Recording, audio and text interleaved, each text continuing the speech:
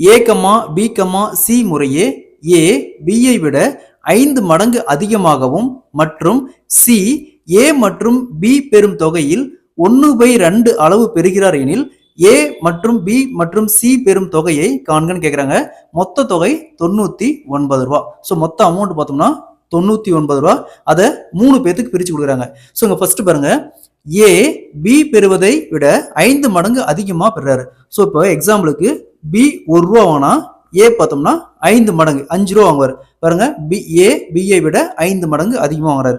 Next C A மற்றும் B பெறுவதில் 1/2.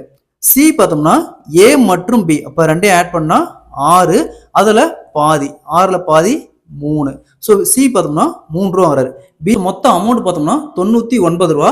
So இங்கே 5 + 1 6, 6 + 3 9. 9 பார்ட்டுக்கு தான் இந்த 99 ரூபா. அப்போ ஒரு பார்ட்டுக்கு அப்படியே 9ஆல் கேன்சல் பண்ணால் ஒரு பார்ட்டுக்கு 11 ரூபா. ஏக்கு பார்த்தோம்னா 5 பார்ட், அப்போ 5 × 11 55 ரூபா. ஏக்கு 55 ரூபா போகும். பிக்கு ஒரு பார்ட் 1 × 11 11 ரூபா போகும் பிக்கு.